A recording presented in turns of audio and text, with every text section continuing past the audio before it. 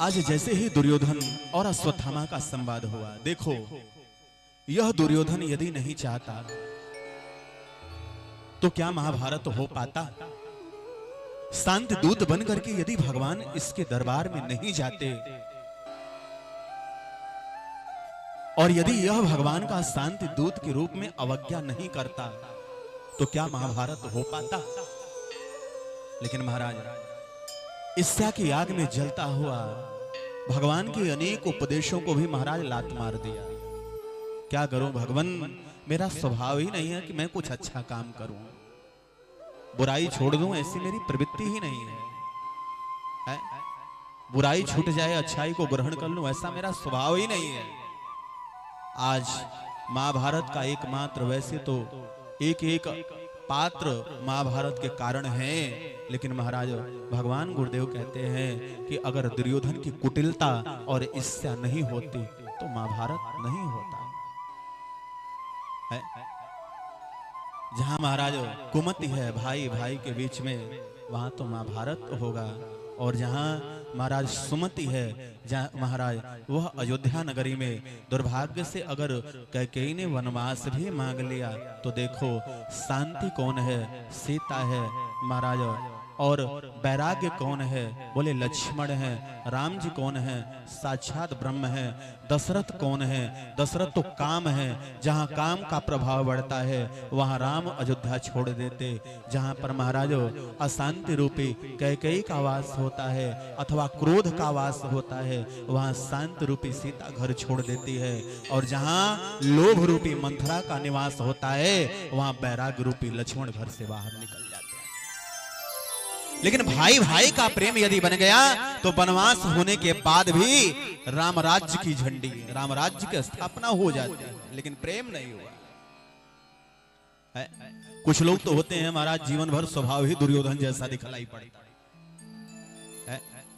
और एक महात्मा ने कहा तो दुर्योधन तो एक ऐसा पात्र है महाभारत का जो जीते जी तो रुलाया ही, महाभारत तो कराया ही, मरने के बाद में भी उसके विनाश ही हुआ है।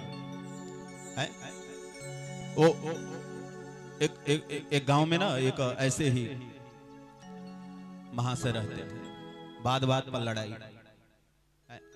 कहीं खेत में गए महाराज, फावड़ा लेकर के किसी दूसरे का खेत अपने खेत में मिला लिया। कोई ऐसा दिन नहीं है महाराज जिस दिन पड़ोसियों से दो दो हाथ ना हो जाए।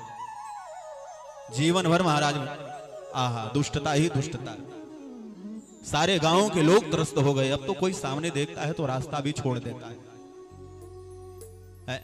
जीवन भर दूसरे को सताए, जीवन भर दूसरे को पीड़ा दे। बुढ़ापे का समय आया, कहीं ऐसे सत्संग में बैठ गए और पता चला महाराज कि मृत्यु आज नहीं तो कल निश्चित है। और ऐसा लगा अब मौत होने वाली है। तो थोड़ा सा कहते हैं ना कि अंत में यदि बुद्धि सुधर भी जाती है तो भगवान की कृपा हो जाती है। अंत भला तो सब भला। मरने का समय आ गया, तमाम सारी बीमारियां शरीर में पैदा हो गई। डॉक्टर ने कह दिया महाराज अधिक से अधिक 20 दिन या महीना, उसके बाद आप जीवित नहीं रहोगे। अब जब डॉक्टर साहब ने महाराज सर्टिफिकेट दे दिया तो जितने लोगों को सताया था उनके घर पे गया और सबसे हाथ जोड़ता, क्षमा मांगता, आप हमें क्षमा करो। मैंने आपको बहुत कष्ट दिया। मैंने आपको, गांव वाले थोड़े उदार थे, कोई दुष्ट आदमी हो और अचानक वह हाथ जोड़ ले, विनम्र हो जाए तो लोग उसे क्षमा कर देते। लेकिन महाराज वह व्यक्ति तो बड़ा ही विचित्र था। सारे गांव के लोगों के पास जाता है और सबसे कहता है महाराज हमने आपको बहुत सताया है, बस मेरे ऊपर आपकी एक कृपा हो जाए। कैसी कृपा? बोले जब हमारी मृत्यु हो जावे तो आप सभी लोग आकर के हमारे गाल पे एक थप्पड़ जरूर मार देना। एक थप्पड़ जरूर मार देना। क्यों? क्योंकि यही हमारा प्रायश्चित होगा, यही हमारा प्रायश्चित होगा, क्योंकि हमने बहुत सताया है आप लोगों को, जीवन भर रुलाया।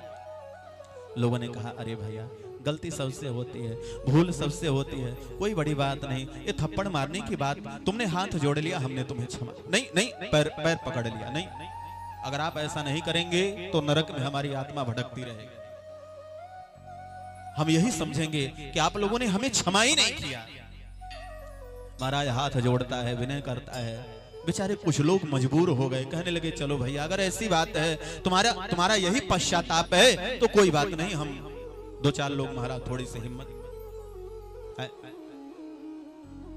और जैसे ही मृत्यु हुई बेचारे दो चार लोग चल पड़े, और दो चार लोग जाकर के महाराज जैसे ही, देखो मृत्यु होने के बाद का दृश्य तो कुछ और होता है, लेकिन लोगों ने वचन दिया था, और जब वचन दिया था तो गए और जाकर के महाराज उसके गाल पर एक एक थप्पड़ लगा दिया, और गाल पे एक एक थप्पड़ लगाए महाराज। उसका तो प्राण शरीर में तो था ही नहीं, वह तो मर चुका था। और जैसे ही बाल बच्चों ने देखा महाराज कि पड़ोसी लोग आ रहे हैं और थप्पड़ मार रहे हैं, तो महाराज बच्चे भी क्या करामात दिखाए, कोतवाली में चले गए और जाकर के कहने लगे महाराज, गांव वालों ने पीट पीट करके हमारे बाबूजी का गोविंदाय नमो नमः कर। कोतवाली दौड़ पड़ी महाराज, गांव के सभी लोगों के हाथ में हथकड़ी डाल दी गई। लोग बरबस कोतवाली की तरफ जा रहे हैं और कह रहे हैं कैसा दुष्ट था, जीते जी भी रुलाया, और महाराज मरने के बाद में भी हम सबको जेल में डाल के जा रहा है। आज दुर्योधन से अश्वत्थामा का संवाद, और जैसे ही अश्वत्थामा ने महाराज सुंदर सुंदर मीठी मीठी बातों को मैं तुम्हें विजय दिलाऊंगा, जंघा के बहे हुए रक्त से टीका लगा दिया, सेनापति बना दिया। प्यारे सावधान, अश्वत्थामा ब्राह्मण है, और ब्राह्मण का टीका रोली से, हल्दी से, कुमकुम से लगाया जाता है। भला रक्त से भी कोई टीका लगाया जाता है? बोलिए, रक्त से भी कोई टीका लगाया जाता है? जैसे ही उस पापी का रक्त ललाट पर स्पर्श हुआ, उसी समय उसका जो भी थोड़ा बहुत ब्रह्मत्व था सब नष्ट हो। काकुलू की कथा, रात्रि काल में चल पड़ा तलवार लेकर के सोए हुए पांडवों के शिविर की तरफ, मैं सोए हुए पांडवों को मार दूं। लेकिन अश्वत्थामा भूल गया, रघुनाथ सहाय करे जिनको तब कौन बिगाड़ करे, नर तेरा बाल न बांका कर सके जो जग बैरी। जिसके रक्षक स्वयं भगवान है, दुनिया में कौन ऐसा वीर है जो उसका बाल भी बांका कर सके।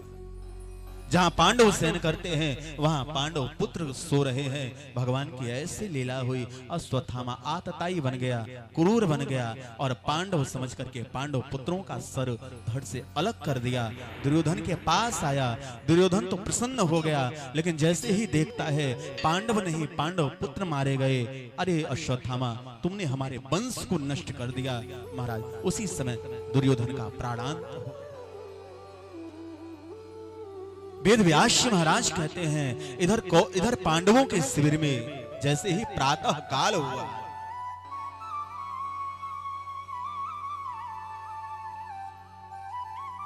आज जैसे ही माता द्रौपदी ने अपने सोए हुए पुत्रों को नृशंस उनकी हत्या आंखों के सामने देखती है, आज द्रौपदी अपने पुत्रों के शवों पर पछाड़ खा के गिर पड़ी।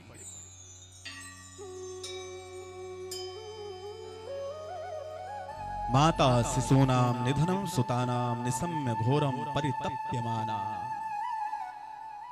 आज माता द्रौपदी ऐसी बिलखती है जैसे ऐसा लगता कोई जीव जंतु रो रहा है, कोई जानवर रो रहा है। भला विचार करो, जिस माता के एक एक नहीं 5-5 बेटों की हत्या हो जाए, उस मां के हृदय पर भला क्या बीत रहा। पछाड़ खा करके गिर रोती है, व्याकुल होती है, हा पुत्र, एक एक पुत्र की वीरता का बखान करती है, तुम छोड़कर कहां चले गए।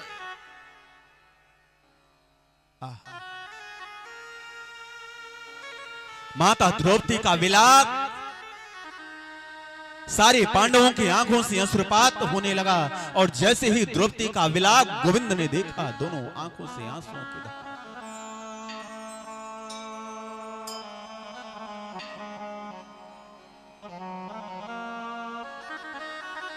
अर्जुन आगे बढ़ गए, हे देवी चिंता न करो, आंसुओं को पोंछते हैं तुम्हारे बाल हत्यारे को मैं अवश्य ही मृत्यु दंड दूंगा।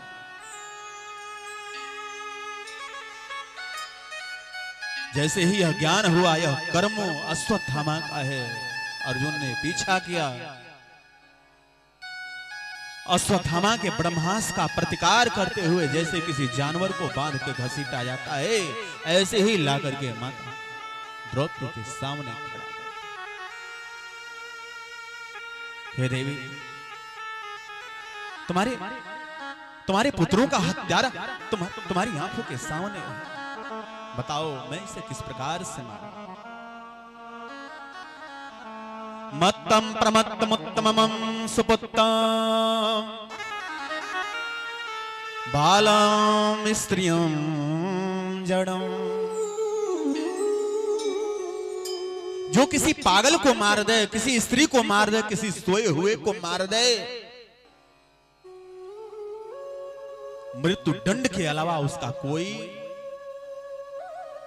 सजा नहीं होती है। जो किसी बालक को मार दे, किसी सोए हुए, किसी स्त्री को मार दे, कोई विचित्र मन वाला, बुद्धि वाला हो, पागल हो, उसको मार दे। जैसे ही अर्जुन ने कहा, हे देवी बताओ, यह अश्वत्थामा तुम्हारी आंखों के सामने खड़ा है, विचार करो, कल्पना करो, इस धरा को प्रणाम करो। धन्य है, धन्य है वह द्रौपदी। बिलखती हुई, रोती हुई खड़ी हो गई और अर्जुन से कहने लगी, हे अर्जुन, आप इन गुरुपुत्र का वध न करें। अरे एक मां ही जानती है कि पुत्र की ममता क्या होती है, पुत्र का कष्ट क्या होता है। यदि आपने अश्वत्थामा को मार दिया तो क्या मेरे मरे हुए पुत्र मुझे मिल जाएंगे? मेरे मरे हुए बालक जिंदा हो जाएंगे? मेरे पुत्र भले मारे गए, लेकिन मेरा सुहाग तो मेरे माथे पे है। वह माता गौतमी, जिनके पति द्रोणाचार्य मारे जा चुके हैं, जिनका सुहाग पहले से ही लुट चुका है, यदि आपने उनके बेटे को ही मार दिया तो गुरु माता का भला सहारा कौन बनेगा? कौन बनेगा?